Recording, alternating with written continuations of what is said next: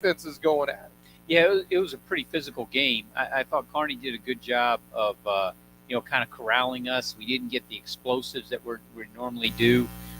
We did a decent job moving the ball in small chunks, but most teams, when you score, you end up getting the big chunk plays or the explosives, and they did a good job of corralling that. They scored on a couple of explosives, a couple pass plays. They had one long run. But yeah, it was a defensive battle. I thought our team played better as a whole in the second half than we did the first half, but we just could never really get on track, momentum wise or just in consistency with our offense, and it was frustrating. That's probably the best way to describe it, because you have all these weapons that you want to utilize, and we just didn't get it done. And some of that went to Kearney. I mean, they played very well. They did some things that they kind of changed up the tempo of their defense a little bit, some things that we didn't see on film, but it was smart for them to do it, and it did slow us down. It definitely slowed us down. I thought, going into the game, we felt like you're going to have possessions. You're going to have limited possessions, so you need to really take care of every possession. And our defense did a good job. We had enough possessions to score points. And that was the most frustrating part of the game, is that really defensively we got the ball back, offense, and we just didn't capitalize. When it comes to what they did differently, is it one of those things where you look back at film and you look at, now we know what to do if that happens again? Do you think the guys learned from some of what Kearney did? Sure, and some of it was how we attacked it. That they did some things where they dropped 8, 3-man rush, dropped 8, and they got into some of the throwing lanes in their zone coverages. And, we practiced against that some. Our defense does that some, but it's not something we repped a lot that week. And I think it threw us off a little bit. And they mixed it up. Then they bring a little pressure, they drop 8. They didn't really do much of that the first. We haven't really seen that from them. And maybe we should have stuck with the run game more. I don't know. But anyway, to keep the tempo going, we just weren't as good on third downs as we needed to be. And then anytime you hold a team, to only 1 or 2 explosives a game, you're going to do pretty good on defense. We're talking with head coach Craig Shurg of the Washburn Ichabod's here at the Washburn Coaches Show here at Skinny Sports Bar and Grill. Now, when it comes to the offense, you had some big decisions to make at the end of the first half. Fantastic drive it all the way down. You have it at the 5-yard line, 4th and goal with 1 second left. What kind of how do you make that decision? Because it's 21-3. You don't want to risk not getting points, but it's 21-3. You're down 18. If you get a touchdown, now you're down just 21-10. Yep. You have the ball to start the second half. It's a completely different situation. How do you go about making a decision like that? Because both Fletch and I were like, I'm glad I don't have to make this decision. Yeah, with 6 seconds left, or I think there were 6 or 7 seconds left, it was like, hey, we can, or whatever it was when we ran the last play. It was like, well, we can get a play in. I think there was 9 seconds or something. And then 1 second left, it was like, yeah, let's get points. We feel good about our PAT field goal, and then at least you get something for that drive. And the other thing we talked about on the headset, we get the ball to start the second half, and so let's get points. If we start the half well, now it's a 1-score game, and we did that. The second half we came out and we had a nice drive. But it's you frustrating. Put up 7 points and it's a 1-score game, 21-13. 1 score. That's what we thought. But yeah, when you struggle, there's definitely a part of you that's like, God, we need to go for it because we need 7. But to get it to where, hey, we're going to get the ball. Having the ball in the second half to start, that was part of the discussion. So you kick the field goal, you go into halftime, have a little bit momentum. We say we're still only down just 2 scores. That's all we're down. So after halftime, you come out and you put together a fantastic drive. Hunter Browning running real hard at the end zone, gets into the end zone. So now it's 21-13, and now you're probably feeling okay. There's 8 minutes to go in the third quarter. We still got 8 minutes now. We got 15 minutes in the fourth quarter. We're down by 8. 1 touchdown. We'll go for 2 if we score. And our defense held them to 21 points. You probably were feeling like, hey, there's Sure. a lot of game left. Yeah, when you could feel the momentum on the sideline when we score. It's like you said, everyone's saying, "Hey, 1-score game now." We're back. It's a new game, and kind of went back and forth. It seemed like we had better field position, just couldn't do anything with it, and just couldn't cash in. There were some times we got kind of got things going, but not enough. And like I said, their ability to prevent the big play when you have explosive, runners and catchers of the ball, and you don't get the big play, you can limit. You're limited on offense. It's hard to churn out those 12 play drives. It just is, and we didn't do a good job of manufacturing some of those explosive plays. So if you would have told me with 8 minutes to go in the third quarter that the final score is going to be 21-13, that's true. I would have told you there's no way that they can do that. But both defenses really, really played well. And I want to get to the Washburn defense because to hold this team to 21 points, that's a fantastic effort. I don't know how many teams are going to hold them to 21 points. And so when you look at the Loper offense, what did you like best about your guys' defensive effort? I thought the base corralling T.J. Davis was pretty good. He had maybe one, that you'd call a breakout run, ran down the sideline, kind of our sideline. So we corralled him pretty decent.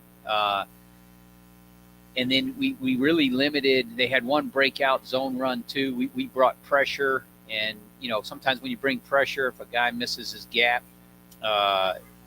they busted one. They had linebackers weren't there, and it was open. And so that was really the only two, you'd say, mess ups. And then they had a couple of, the way they throw the balls is interesting, but it seems like he just throws it up for grab, but their guy was there, and their run game puts a lot of pressure on your safeties to get down into the run. But I thought our base defensive plan and the way our D-line corralled their offensive line, they struggled to move the ball consistently on the ground, and they do a lot of different style of option with his running ability. It's tough to prepare for, but they were out of sync too. They never could get in a flow. And probably the best thing they did in the second half, which obviously they ran the clock out, and they had a really nice little third and short little pitch pass that got them the first down. But their ability to run the clock out was probably in the second half was their best function on offense. And then they did have another breakout play, and Jordan Finney did a great job. And when we got that play, it was like, all right, that's the break we needed. The early fourth quarter. Yeah, because otherwise it goes back to a 2-score game, and then you're playing catch up. And when we got that, it's like, hey, we got the momentum now, and we started to make a drive, and then didn't capitalize. And so that was probably the most frustrating part on offense. When you have that momentum, you need to seize it right then, and either get it to a one point game or you tie it. That was our effort. And the other thing is in the final period, you had the football 2 times. Penalties were a big issue there, and it's one of those things where if it wasn't 4th and 22, you go for it probably. But I mean, no one goes for it on 4th and 22, and so it just seemed like you were, as they say, behind schedule in that fourth. Yeah, quarter. we had the one drive was going, and we had a 2 false starts in the same drive, and then in the other drive we went nowhere. We had a holding call, and like you said, it was 4th and 22. We got to get rid of the ball and then hope that we get the ball back, and that's when they ran the clock out. But yeah, it wasn't as exciting. The fourth quarter, you thought it would come down to a fantastic finish, and we never got that, and that was disappointing. They had a great crowd. They were pumping us up. Great, we could have really had a cool finish to that game, and it never materialized. Was the wind a factor?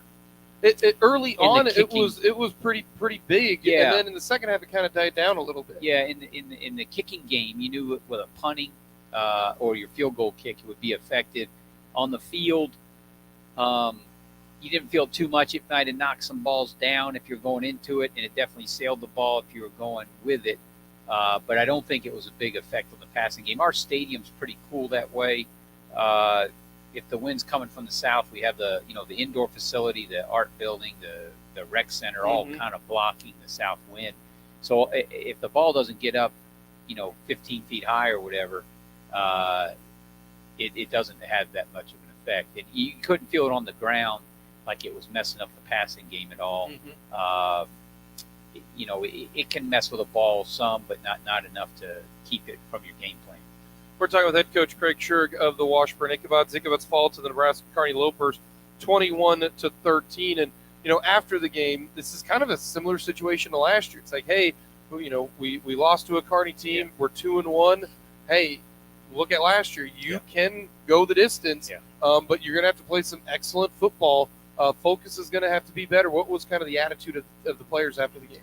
Yeah, we haven't practiced. I was thinking about that. We hadn't practiced after a loss because the last loss was in the playoffs, and we didn't practice. But it was a year ago almost, a little less than a year ago that we had to practice after a loss in meet on Sunday and then practice on Tuesday. But they had a really good attitude, and then when you watch Missouri Western, who you're going to play, you realize, okay, we got to shift gears and get on to who our next opponent is. Because it's a good opponent. And so we had a great week of practice. Tuesday was real warm. We went in. It was great to have the indoor. We practiced in the indoor because it was 100 degrees on the field. And then Wednesday, Thursday, obviously outside. Kids went at it hard. We added a little more competition between O and D into the practice plan. So we're speed of the practice maybe is greater. But I think we'll be ready to play. And we're playing more of a team like us. Defensively, they do certain things, and they kind of stick to it. And offensively, they do certain things and stick to it. So they do different things than us, but they rely on, hey, we're going to beat you, and it's more conventional. So I think our kids will play aggressively. We'll take a peek at the Missouri Western State Griffins here in just a little bit. We'll also get some highlights. Got another edition of questions from a former Ichabod player for head coach Craig Schurig. And then we're going to talk with the tackling machine. Grant Bruner will join us here at Skinny Sports Bar and Grill. That's all coming up here on this edition of the Washburn Coaches Show.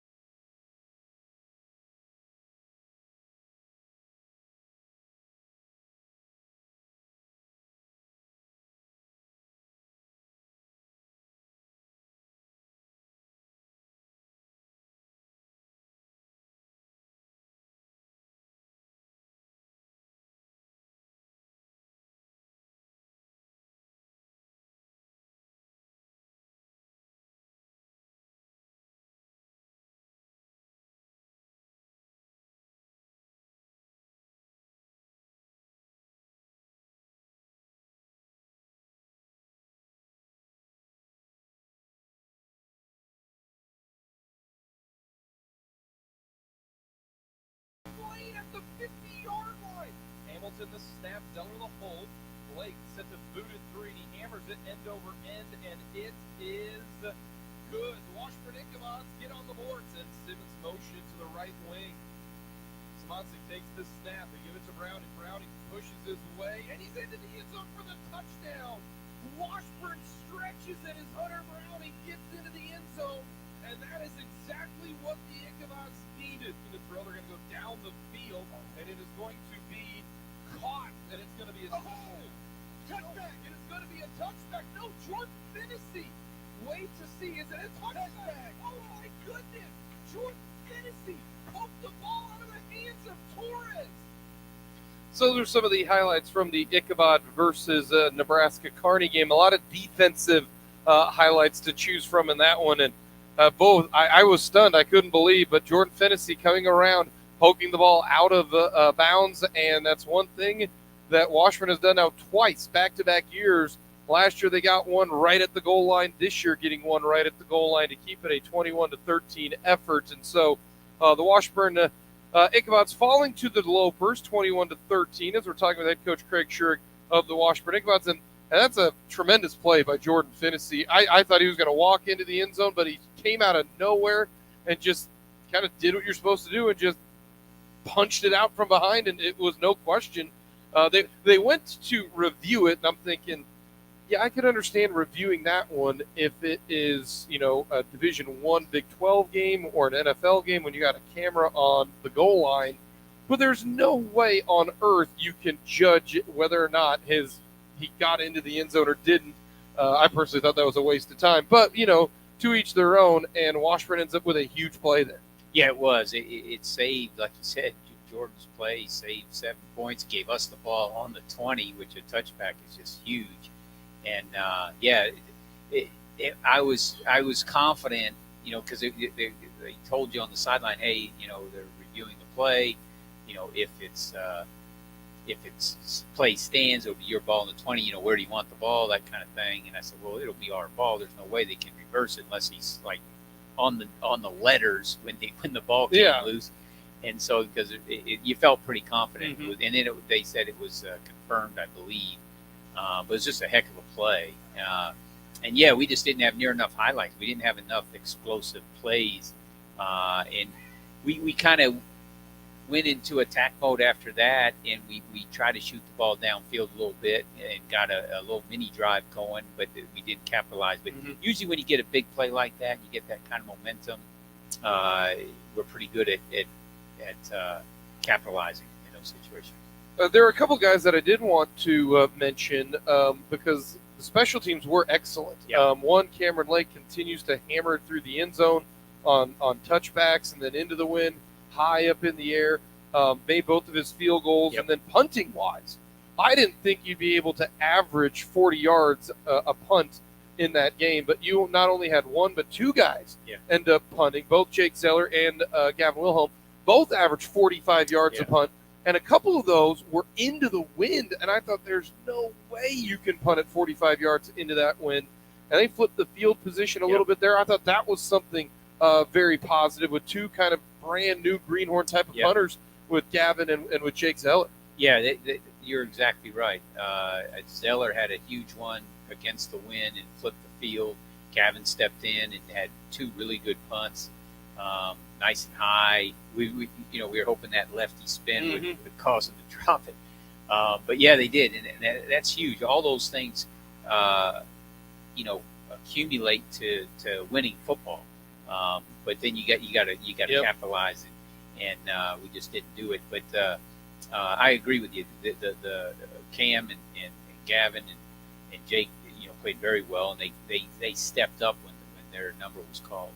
Well, the Washburn Ichabods are getting set to take on the Missouri Western State Griffins, and Missouri Western under Matt Williamson has had some really good seasons. A 9-3 season, went to a bowl game, just finished out of the playoffs a couple of years ago. Last year, a little bit of a down year, and Washburn had an unbelievable shootout with the Missouri Western State Griffins a year ago, 47-41. That was an incredible performance. The Peter Apple coming out party with two big touchdowns in that one. But when you look at the game against the Missouri Western State Griffins, they're not really a throwing team. That's kind of a unique thing because last year they threw the ball a lot. This year they are one of the better rushing attacks in the MIAA, right behind Kearney. And man, did they run it against Central Oklahoma? Man, did they run it against against Fort Hays State? This is a team that really, if they can run it 60 times, they're going to run it 60 times. It seems like. Yeah, their backs may be the best backs. They're most explosive.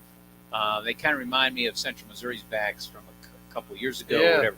But they get in the clear and they can take it. And they have explosive runs more so than what you see. That Kearney has that same thing with what they do, but they run more of a conventional attack. So they'll run a power play or a pin and pull play. And their backs have hit it really well, and they do some good things in their run game. Then they RPO off of it. Quarterback also will tuck it. He'll read your end and pull it and get out. And they have some neat blocking schemes that they do with it. So they do a good job with their run game. And then their receivers are dangerous. So they have good speed at receiver. They can definitely hurt you in the passing game. But like you said, the strength of their offense is in the run. And when the quarterback's a good runner, he's smart. And when he does take off, he's kind of got some sneaky speed to him, and he can make a big play in the run game. But hopefully we can slow it down and tackle very well. Their backs are good about breaking tackles, and when they do, like I said, when they get in that clear, they're hard to catch, and they probably have more breakout runs than anybody in the conference right now. And they returned basically everybody on offense. I mean, they didn't lose a single person. The quarterback, Reagan Jones, started at the end of the year, but Hall's back, and their offensive line is basically all back. So it was kind of a growing pain 2021, and now they're looking, because on offense, I believe they have one senior on offense, and that is their left guard who starts. Otherwise, everybody is a freshman, a sophomore, or a junior. This is a very young team. Yeah, and they are. I think they run a nice system on offense. They do some good things with their run game. It's fairly diverse. They'll pull the guard and tackle, and the quarterback hands it to the back going the other way. So they have some diversity in what they do, and they're a tough out. I think Prairie did a great job last week of kind of controlling the football with what they do with their spread offense, and I think it frustrated Western, and pretty soon Western was behind. In that run game, you get a little antsy. Can you continue to run the ball? You're going to start throwing it. But Western, obviously, the first two games, they played extremely well. We're talking with head coach Craig Shurg here at Skinny's Sports Bar and Grill. Coming out to Skinny's. Don't forget, Monday through Friday, fantastic lunch special. Cheeseburger and fries for just $5.99 here at Skinny's Sports Bar and Grill. So coming out to Skinny's if you need to catch a bite here tomorrow on Friday. You mentioned the Prairie State offense. Their offense is a unique one. It's not the traditional spread. Three-step is the longest drop that they basically run. You can't really watch that game a whole lot for your offense because your offense is just apples and oranges. But when you watch that game, are you able to catch a little bit of something like, hey, this is what maybe we can do that kept the drives going? Because boy, Prairie State had some long drives in that game. They did a really good job. Just the only thing you can really get out of that, or what we could get out of it, is just Western's basic principles on defense. And they're a four-man front. They didn't venture from that. They played their certain coverages that they liked. It's just different, because Prairie sometimes will spread their receivers way out. So their angles are different, but you basically saw their basic defense. We got more out of the Central Oklahoma and Fort Hays game because they line up in stuff that we line up in, and you can kind of see how they position themselves. But their basic concept of defense is the same. They run a similar style to us. We label them as a 4-2-5 defense with 4 down linemen, 2 inside backers, and 5 secondary guys. And then they roll different coverages out of it, and they're aggressive with what they do. They believe in what they do, and they're well coached. Similar to us, they rotate a whole bunch of guys on the D line. Yeah, their D line is a good defensive line. I remember a lot of those names from last year. And they stay active, and and they stay fresh. They don't limit it to 5, 6 guys. I mean, they'll play kind of like us. They'll play 8, 9, 10 D linemen, and so you're going to keep getting fresh D linemen in the game, and so they're going to play hard. And the linebackers are aggressive. So similar style to what we face every day, but just a little different scheme. If there was a series or a group, whether it be wide receivers, DBs, O line, D line, is there something that you think, hey, you know what, for us to win this game, we have to be very, very good in this grouping? Well, typically when the team has a good D line, you're like, okay, we got to be able to protect for our pass, and we got to be able to run at it and block them well in the run game. And so I'd say it's our O line D line matchup, and we think we should be pretty schooled on it because we go against. The thing is, when we go against each other quite a bit still, and they're going against good people in practice. So we hope we're kind of conditioned for that. But I'd say it's the O line D line matchup, and on both sides of the ball, their O line is good, and if our D line can control the line of scrimmage or at least cause problems, that really messes up our rushing attack. So I think the trenches. The game has changed, and a lot happens on the edges with speed and receivers and breakout runs. But this week, I think the O-line, D-line matchups are key. We're talking with head coach Craig Shirk here at Skinny Sports Bar and Grill. We've got another edition of questions from a former Washburn Ichabod player. We are going to get to that. We're going to talk with Grant Bruner. Grant, the linebacker out of Gretna, Nebraska, leads the MIAA and then also the nation in tackles per game at 15 tackles. If he doesn't end up with double-digit tackles, then obviously something is wrong and the world's going to end. So we're going to talk with Grant Bruner. We'll get to a lot of that coming up. That's a lot more to get to coming up here from Skinny Sports Bar and Grill here on the Washburn Coaches Show.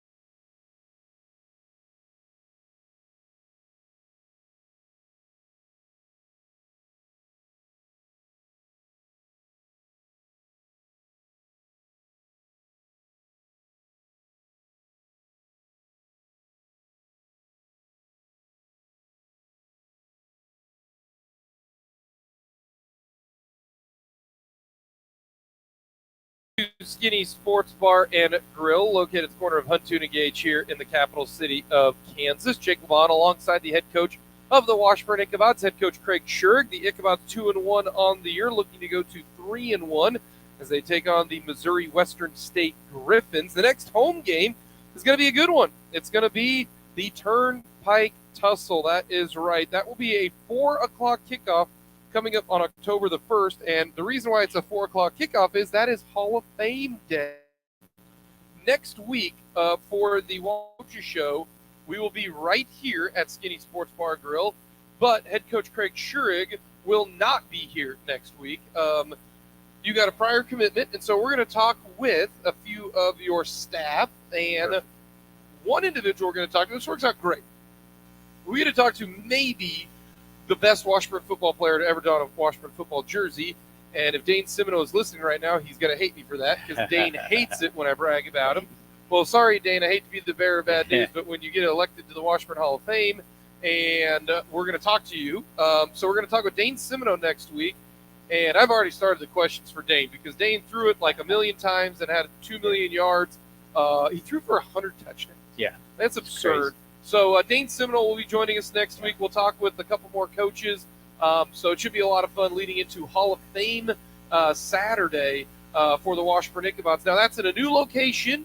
It's new everything. It's going to be a Townsite Tower. It's not going to be at the Washburn room on campus. It's going to be at the Townsite Tower. It's not going to be a breakfast. It's going to be a brunch.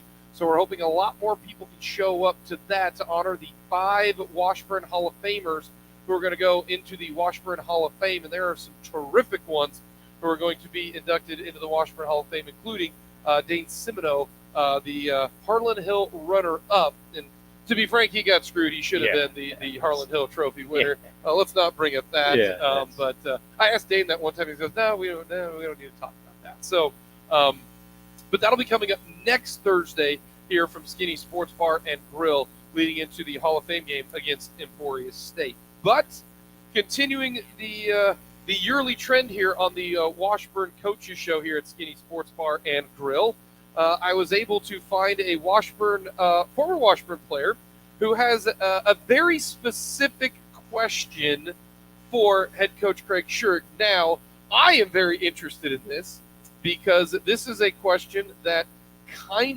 once or twice, maybe a couple times, did involve me, so I am interested in this question. So we do have another edition of questions from the former. Here's a former Washburn Ichabod player wanting to know something very detailed during his playing days and what is going to happen in this day and age. So here is that former player.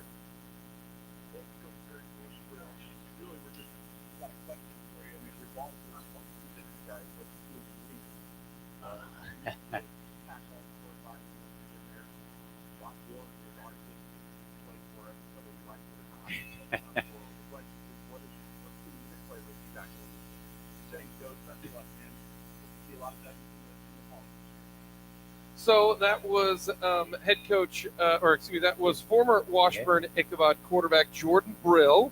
And the question was, during meeting time in your office, which has not changed, it's still the same office for head coach Craig Schurig, you had a CD player, and that CD player would be playing Bob Dylan, and that is what you would listen to while watching film. I remember because you used to bring some of the wide receivers in and we'd watch film, and we would not listen to music, but then you popped on and we're like, well, what's happening here? And you hear Bob Dylan through the speakers and your little CD player. Yes. So Jordan wants to know, are you still listening to that same CD player, and is it still Bob Dylan, or have you ventured away from Bob Dylan? That is great timing with that question. First of all, great player. Mr. Cool in the pocket, kind of your old school quarterback. Take a hit, just he wouldn't even care the next snap. Played with a torn labrum half the season. It would lock up. They'd unlock it at halftime. He'd still come back and throw touchdowns. Just an amazing kid, and helped us. He helped. He beat the only time we beat Northwest twice, and he was quarterback with one of those. But cool, calm, and collect, and a great player. And Yeah, I've gotten lazy with the music, and I still have that CD player.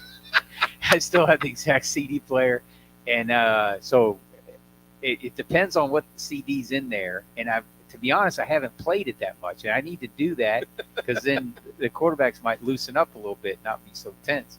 But today, when I left, quarterbacks kind of meet, and sometimes they meet on their own and watch some film. And I actually popped that music. It's funny. It's still the same CD. So it's still Dylan, the same. Yeah, Bob Dylan. I turned it on and started playing it for him, and I didn't know that was going to be the question. So that's great timing. I'll put in some Elton John in there, and then I've got some George Strait and some other stuff in there. I'll have to start doing that, and that will probably liven up, because when you're the head coach and you're going to meetings, sometimes you can.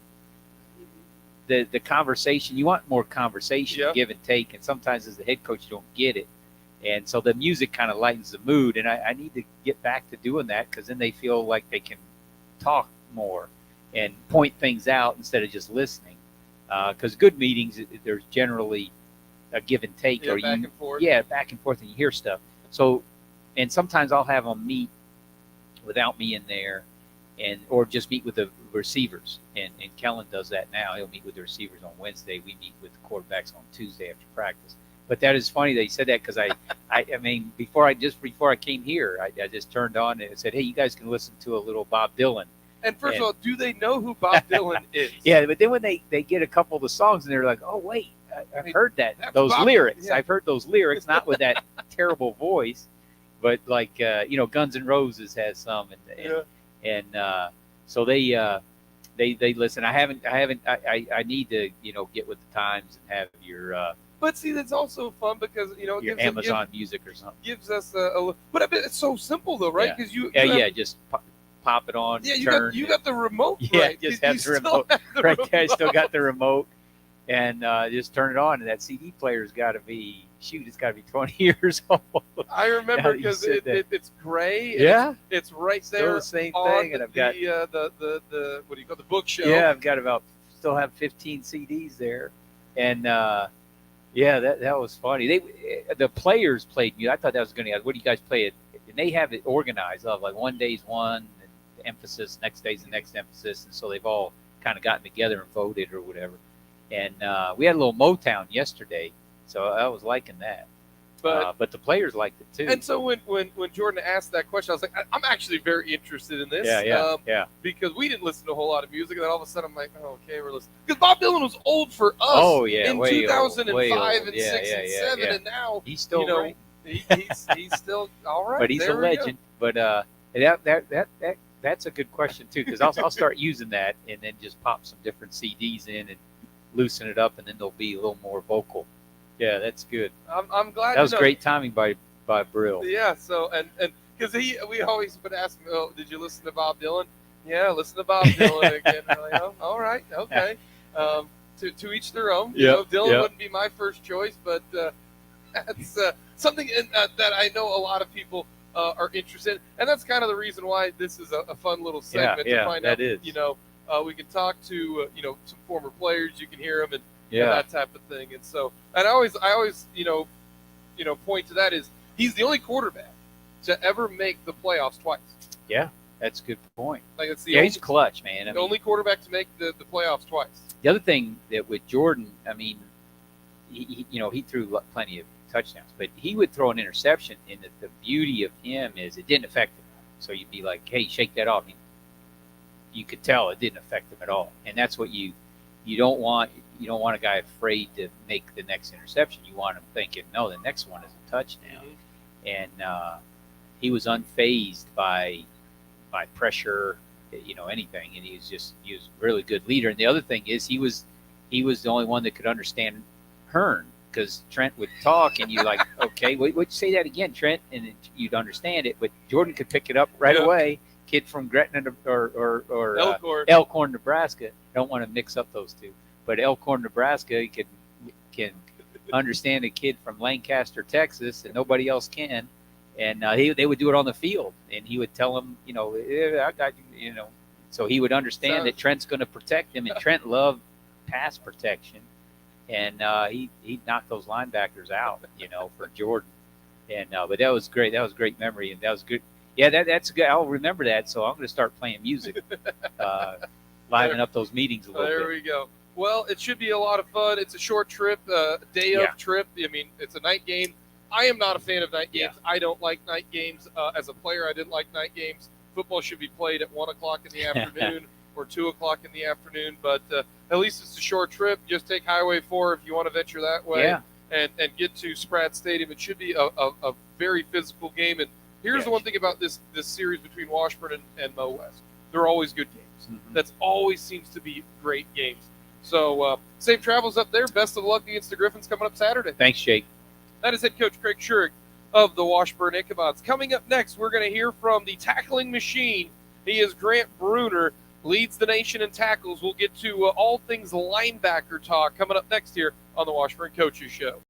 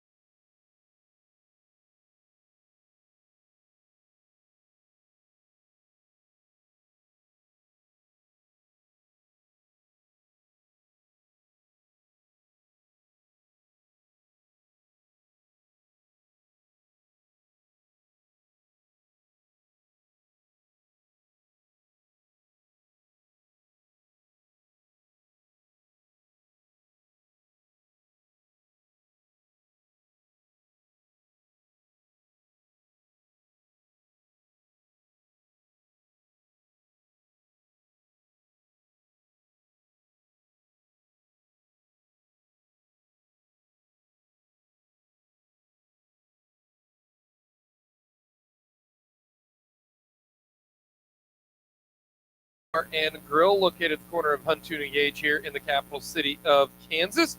The Washburn Ichabod's 2-1 taking on the 2-1 Missouri Western State Griffins coming up Saturday, 6 o'clock kickoff, 5:30 pregame coverage here on Country 106.9 by country1069.com.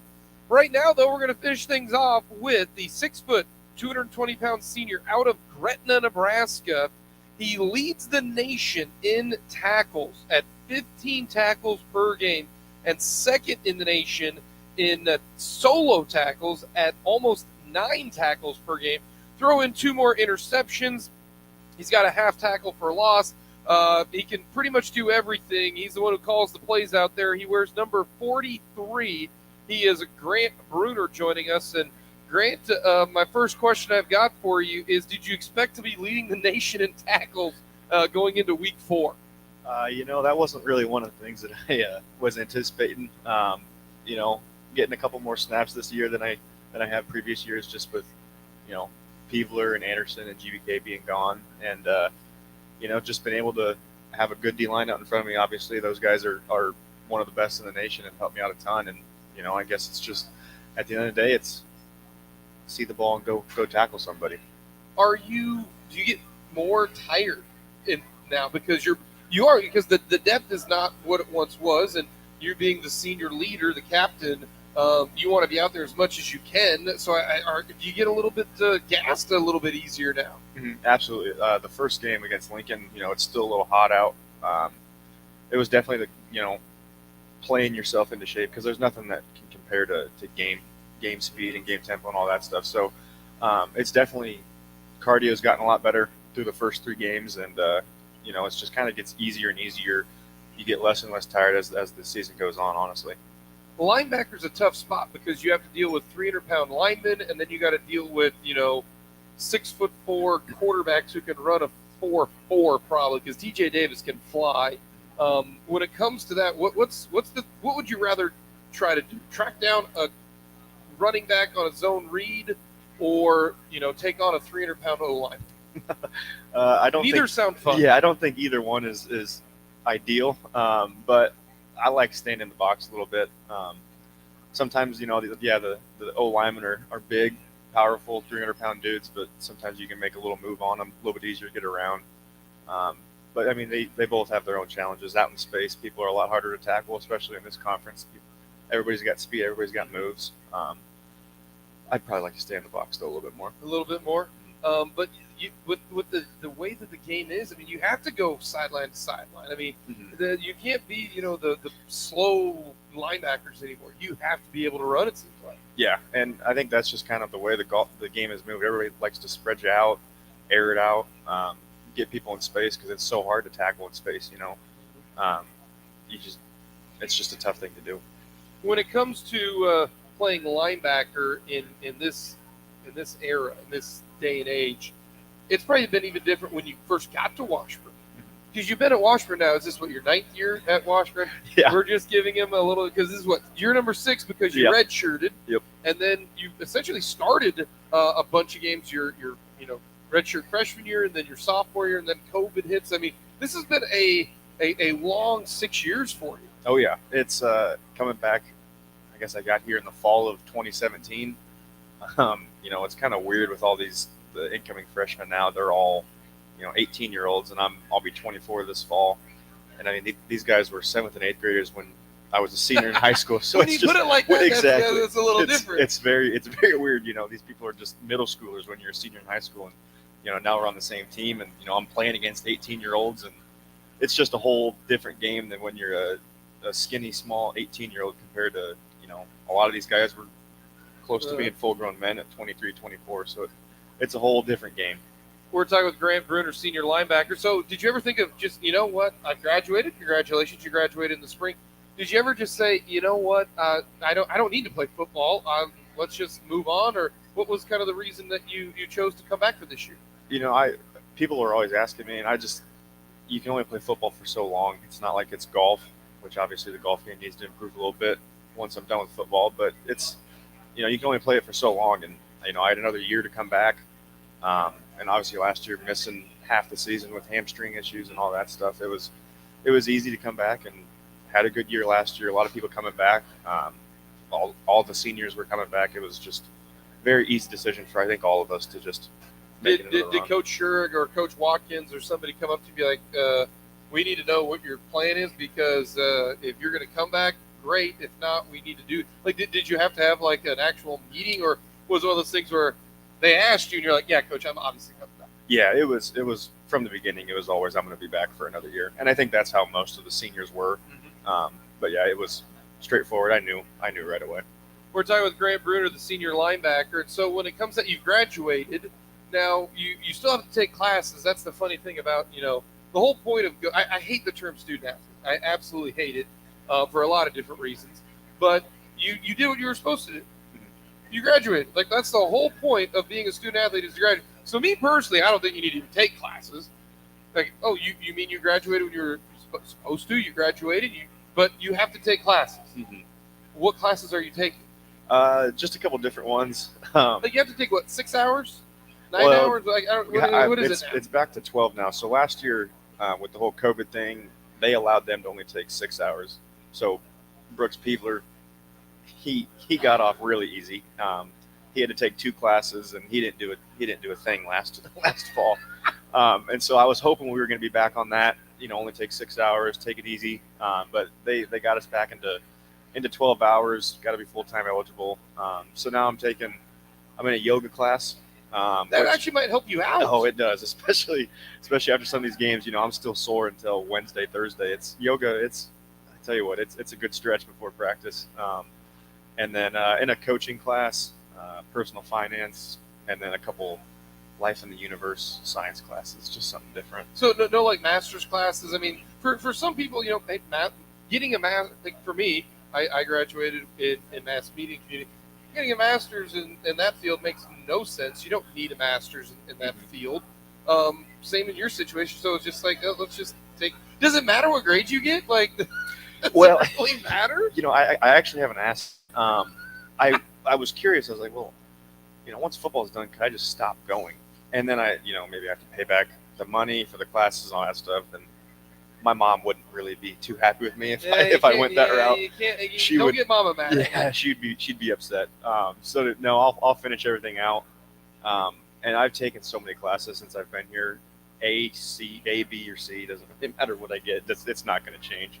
But I will try and get A's, Mom. Just so she knows that. Well, and if not, you have to say that. Yeah, exactly. You got to say that. Got to let her know I'm trying. But so, what is the plan for Grant Bruner here once the football season finishes up? I've actually been working for a painting company here in town since my freshman year. It's been 4 or 5 years since I've been there. Worked my way up, did the painting side of it, project managed this past summer, and gonna go back work there once I'm done with football, and either project manage or get into some estimating and sales, and so not use my criminal justice degree. But is this residential, commercial? Mainly residential repaints, interior, exterior. We do some commercial, but not a whole lot. Yeah, I usually like to keep it residential.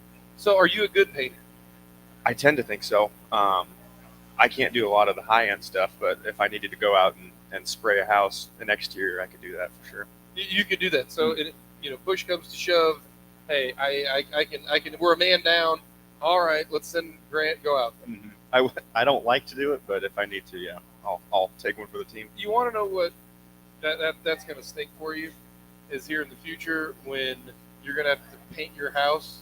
You're going to be the one to do that. Right? Yeah. And everyone's going to say, well, you've done it before. Mm-hmm. You're good at it. That's your job. So that will be a drawback there. That will, especially because, I like to save money on things. And you're like, oh, I'll just paint it. It can't be that hard. And then you'll get a week into it, which you wouldn't have done it, I'm sure. Well, hey, the good news is that, it sounds like things are going well. And then, your job lineup. And that's the whole point of, college. Yeah. You prepared for a job afterwards, and it kind of sounds like you got that. So you'll be staying around Topeka, it looks like. Yep. I'll be staying around for a little bit. Made a lot of connections here. Been here long enough, so I met some good people, good friends, and it's been good. Final thing I got for you, it'll be football related. Missouri Western, they run the ball. They got great running backs. Give me a quick key to victory coming up Saturday. Just stopping the run. They running quarterback. They got some good backs that can move well. And they got probably one of the better O-lines, probably the best O-line we've faced all year with Missouri Western. And, the good thing is they do some scheme things that our offense kind of does a little bit. Mm-hmm. I feel like our teams are both pretty similar, offensive, defensive side. So that helps. We got a little bit more good on good, ones versus ones in practice this week. And just kind of getting that speed of the game, it obviously is going to help both sides of the ball come this Saturday. All right, last thing, and I should ask this a little earlier, but, with Thursday Night Football happening right now, you're a linebacker. You watch linebackers. What NFL linebacker do you like to watch? I really like Fred Warner for the 49ers. Yeah, I can see that. Yeah, he just how he plays. And then the other one who I think he's very, I mean, he gets his accolades and everything, but he's kind of not a big rah-rah guy, is Levante David. I think I don't know what the stat is, but he makes a lot of tackles, leads the league or is upper part of the league every year, and you kind of don't hear about him a whole lot. You hear about Devin White and all those guys, but Levante David, I love watching him play. All right, I always try to find that because linebackers watch linebackers, you know, and nobody likes to watch linebackers, so I had to ask that. Well, we appreciate the time, Grant. Thanks for coming by, and best of luck on Saturday. Absolutely. Thank you. That is Grant Bruner, the tackling machine. He wears number 43, 45 tackles on the year, 2 interceptions, half tackle for loss. Terrific linebacker for the Washburn Ichabods. That'll do it here from Skinny Sports Bar and Grill. The next time we'll talk to you, 5:30 pregame coverage, 6 o'clock kickoff from Spratt Stadium and St. Joe, Missouri, here for the Washburn football season. Washburn 2-1, the Griffins 2-1. We'll be back next week on Thursday, gearing up for Hall of Fame game against Emporia State. So for Evan Davidson, for Craig Shirk, Grant Bruner, I'm Jacob Vaughn saying so long from Skinny Sports Bar and Grill.